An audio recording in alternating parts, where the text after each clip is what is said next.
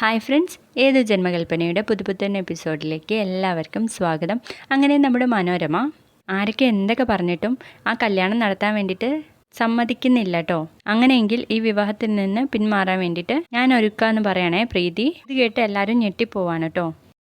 അതിനുശേഷം നമ്മുടെ ശ്രുതിയാണെങ്കിൽ കടക്കാരനോട് ഇങ്ങനെ വില പേശിക്കൊണ്ടിരിക്കുകയാണേ. ഇങ്ങനെയുണ്ടോ മനുഷ്യർ? ഇതെന്തൊരു വിലയായി പറയുന്നേ? 30 രൂപയുടെ ആവശ്യമുള്ളൂ ചേട്ടാ, ഒരു 30 രൂപ അങ്ങ് തരും. കടല ഇങ്ങ് തരുന്നുണ്ടോ? ഒന്ന് പോയേ കൊച്ചേ. ചേട്ടാ, ചേട്ടനോടായി പറയുന്നേ 30 രൂപ തരാം എന്ന് പറയുമ്പോഴേക്കും നമ്മുടെ അശ്വൻ കൈ പിടിച്ച് വലിച്ചങ്ങ് കൊണ്ടുപോകും കേട്ടോ. എന്നിട്ട് അശ്വൻ ചോദിക്കുന്നുണ്ട്, നീ ഇവിടെ നിൽക്കുകയാണോ? നിന്നെ ഞാൻ എവിടേക്ക് തിരക്കിന്നറിയോ? ഓരോന്ന് ചെയ്തു കൂട്ടിയിട്ട് മറ്റുള്ളവർക്ക് ടെൻഷൻ ആവുന്നത് നീ കാണുന്നില്ലേ? ഇത്തിരി സമയം കൊണ്ട് ഞാൻ എന്തൊക്കെ വിചാരിച്ചു കൂട്ടിയെന്ന് നിനക്കറിയോ എന്നൊക്കെ ചോദിക്കുകയാണേ. ഇതൊക്കെ കേട്ടിട്ട് നമ്മുടെ ശ്രുതി അങ്ങ് അന്തം വിട്ട് പോവാട്ടോ. അവിടെ ആക്സിഡന്റ് പറ്റിയത് നിനക്കായിരുന്നെങ്കിലോ? ആ ആംബുലൻസിൽ പോയത് നീയാണെന്നോർത്ത് ഞാൻ എത്ര വിഷമിച്ചു എന്ന് നിനക്കറിയോ? അപ്പോൾ ശ്രുതി ഇങ്ങനെ നോക്കിക്കൊണ്ടിരിക്കട്ടോ. നീ എന്താ നോക്കി പേടിപ്പിക്കാണോ? ആ ആക്സിഡന്റ് പറ്റിയത് നീയാണെന്നോർത്ത് ഞാൻ എത്ര വിഷമിച്ചു എന്ന് നിനക്കറിയോ? പോരാത്തതിന് എന്റെ ചെരുപ്പും വളയോ ഒക്കെ കൂടി കണ്ടിട്ട് ഞാനാകെ തകർന്നു പോയി. ആ ആക്സിഡന്റിൽ നിനക്കെന്തെങ്കിലും സംഭവിച്ചിരുന്നെങ്കിൽ ബാക്കിയുള്ളവരുടെ ടെൻഷനൊന്നും നിനക്കറിയണ്ടല്ലോ.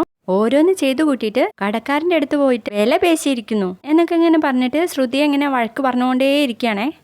അല്ല, എന്താ നിങ്ങളുടെ ഉദ്ദേശം? എനിക്കെന്തെങ്കിലും പറ്റിയാൽ തന്നെ നിങ്ങൾ എന്തിനാ അതിന് ടെൻഷൻ അടിക്കുന്നത്? എനിക്കെന്തെങ്കിലും പറ്റിയാൽ നിങ്ങൾക്കൊന്നും നഷ്ടപ്പെടാനില്ലല്ലോ. ശ്രുതി അങ്ങനെയൊക്കെ പറഞ്ഞപ്പോഴേക്കും അശ്വിന് പിന്നെ എന്താ പറയേണ്ടതെന്ന് തന്നെ അറിയില്ലേ. നല്ലൊരു സീനാട്ടോ ആ ഭാഗം. തുടർന്ന് നമ്മുടെ അഞ്ജലി മനോരമയോട് ചെന്ന് പറയുന്നുണ്ട്, എന്തൊക്കെയാ ആൻറ്റി ഇവിടെ നടക്കുന്നത്? പ്രീതി എല്ലാ കാര്യവും ആകാശിനോട് നേരത്തെ പറഞ്ഞിരുന്നല്ലോ. അങ്ങനെ ഒരു കല്യാണം മുടങ്ങിയ കുട്ടിക്ക് വീണ്ടും കല്യാണം കഴിച്ചൂടാ എന്നുണ്ടോ? അങ്ങനെയാണെങ്കിൽ എൻ്റെ കാര്യം തന്നെ ആൻറ്റി ഒന്ന് ചിന്തിച്ച് നോക്ക്. ഇതിന് സമാനമായിട്ട് എൻ്റെ ജീവിതത്തിലും ചിലത് നടന്നത് ആൻറ്റിക്ക് ഓർമ്മയില്ലേ? അഞ്ജലി ബേബി എന്താ ഈ പറയുന്നത്?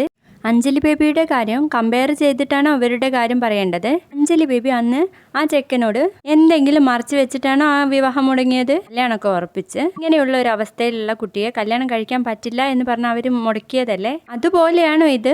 ഇവരുടെ കല്യാണം മുടങ്ങിപ്പോയി എന്നല്ലാതെ എന്തുകൊണ്ടാണ് അത് മുടങ്ങിയതെന്ന് ഇവരാരും പറയുന്നില്ലല്ലോ.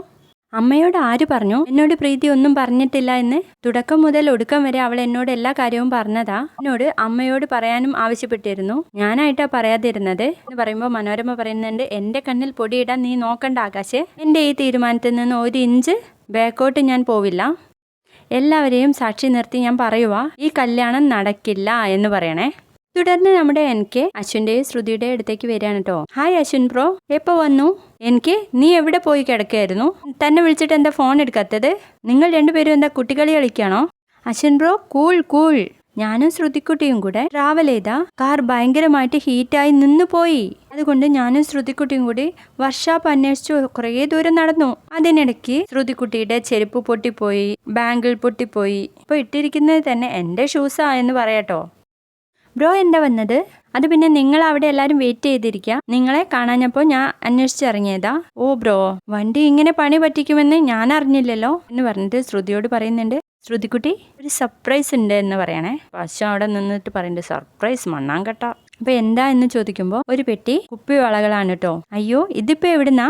Only for you. ഞാനിങ്ങനെ നടന്നു വരുമ്പോ അവിടെ ഒരു ബാങ്കിൾ കട കണ്ടു. അവിടെ നിന്ന് ശ്രുതിക്കുട്ടിക്ക് ഞാനൊരു സെറ്റ് വളകൾ വാങ്ങി. ഇഷ്ടപ്പെട്ടോ എന്ന് ചോദിക്കണേ.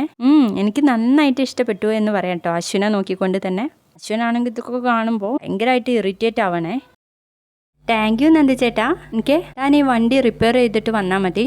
അയ്യോ, അപ്പോൾ ശ്രുതിക്കുട്ടിയോ? ഇവൾ എൻ്റെ കൂടെ വരും. വേണ്ട, ഞാൻ നന്ദു ചേട്ടൻ്റെ കൂടെ വരാം എന്ന് പറയണേ. ഡു വാട്ട് ഐ സേ, നീ എൻ്റെ കൂടെ വരുന്നു. അശ്വിൻ ശ്രുതിയുടെ കൈ അങ്ങ് പിടിക്കുകയാണേ. അത് കാണുമ്പോൾ എനിക്ക് ഓക്കെ ബ്രോ, ശ്രുതിക്കുട്ടി താൻ അശ്വിൻ ബ്രോയുടെ കൂടെ പൊക്കോളൂ. തന്നെ അവിടെ എല്ലാവരും വെയിറ്റ് ചെയ്യായിരിക്കും. ഞാൻ വണ്ടി റിപ്പയർ ചെയ്തിട്ട് വന്നോളാം. ഇത് സൂക്ഷിച്ച് കൊണ്ടുപോകണം എന്ന് പറഞ്ഞിട്ട് ആ വളകളൊക്കെ പെട്ടിയിലാക്കി കൊടുത്തിട്ട് കയ്യിൽ ആ നെയ്യും വെച്ച് കൊടുക്കുകയാണ് കേട്ടോ. അപ്പോഴും ശ്രുതി അവിടെ തന്നെ നിൽക്കുന്നത് കണ്ടിട്ട് അശ്വിൻ കൈ പിടിച്ച് വലിച്ചങ്ങ് കൊണ്ടുപോകും കേട്ടോ കാറിൻ്റെ അടുത്തേക്ക്. തുടർന്ന് നമ്മുടെ മുത്തശ്ശി മനോരമയോട് പറയുന്നുണ്ട്, നിന്റെ മകൻ എങ്ങനെ ജീവിക്കണം, ആരെ കല്യാണം കഴിക്കണം എന്നൊക്കെ തീരുമാനിക്കേണ്ടത് നീ തന്നെയാണ്. നീ അങ്ങനെ ഒരു തീരുമാനം എടുത്താൽ എനിക്കും ഒരു തീരുമാനം എടുക്കേണ്ടി വരും. ഒരിക്കൽ വിവാഹം മുടങ്ങിയ ഈ പെൺകുട്ടി എന്തു പിഴച്ചോ നിന്നോട്? ആരും ആരുടെയും പഴയ കാലം ഒന്നും മറന്നു പോകരുത്.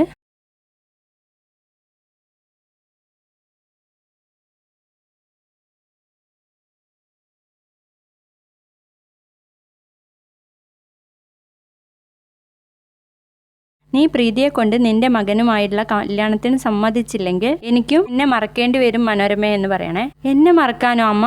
അതെ, പഴയ കാര്യങ്ങളൊന്നും മറന്നു പോകരുത് മനോരമേ. എൻ്റെ വീട്ടിലും സ്വത്തും സമ്പാദ്യമൊന്നുമില്ല എന്ന് കണ്ട് ഞാനും ആ കല്യാണത്തിന് എതിർക്കേണ്ടതല്ലായിരുന്നോ? എന്നിട്ട് ഞാനത് ചെയ്തില്ലല്ലോ. അല്പം വൈകിട്ടാണെങ്കിലും എനിക്ക് ഒരു തീരുമാനം എടുക്കേണ്ടി വരും എന്ന് പറയുമ്പോൾ മനോരമ അവസാനം ഗതികെട്ട് അവരുടെ കല്യാണത്തിന് അങ്ങ് സമ്മതിച്ചു കൊടുക്കുകയാണേ. തുടർന്ന് നമ്മുടെ അശ്വിനും ശ്രുതിയും പോയ വണ്ടിയിൽ രണ്ടുപേരും ഒന്നും സംസാരിക്കാതെ കേട്ടോ ഇരിക്കുന്നത്. ഇടയ്ക്കിടയ്ക്ക് അശ്വിൻ അങ്ങോട്ടേക്ക് നോക്കുന്നുണ്ട്. അങ്ങനെ കുറെ ദൂരം ചെന്നിട്ട് ശ്രുതി സീറ്റ് ബെൽറ്റ് ഇട് എന്ന് പറയുമ്പോൾ ശ്രുതി ഒന്നും മിണ്ടുന്നില്ലേ. നിന്നോടല്ലേ പറയുന്നത് സീറ്റ് ബെൽറ്റ് ഇടാൻ എന്നൊക്കെ പറയുമ്പോൾ അപ്പോൾ ഷോളിൻ്റെ ഉള്ളിൽ കൂടെ ശ്രുതി കാണിച്ചു കൊടുക്കുന്നുണ്ട് ഞാൻ സീറ്റ് ബെൽറ്റ് ഇട്ടിട്ടാണ് ഇരിക്കുന്നത് എന്നുള്ള കാര്യം.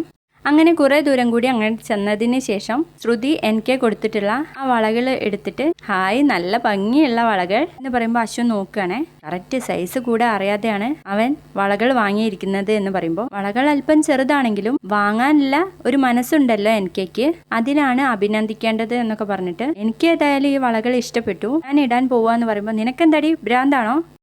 ഇത്രയും ചെറിയ ബാംഗിൾസ് ഇട്ടാൽ കയ്യിലെ വെയിൻ കട്ടാവുന്ന നിനക്കറിയില്ലേ? എൻ്റെ വെയിൻ കട്ടായാൽ നിങ്ങൾക്ക് എന്താ മിസ്റ്റർ എന്ന് ചോദിക്കുമ്പോഴേക്കും അശ്വിൻ അങ്ങ് സഡൻ ബ്രേക്ക് ഇടാണേ. അപ്പോഴേക്കും നമ്മുടെ ശ്രുതിയുടെ കയ്യിലെ വളകൾ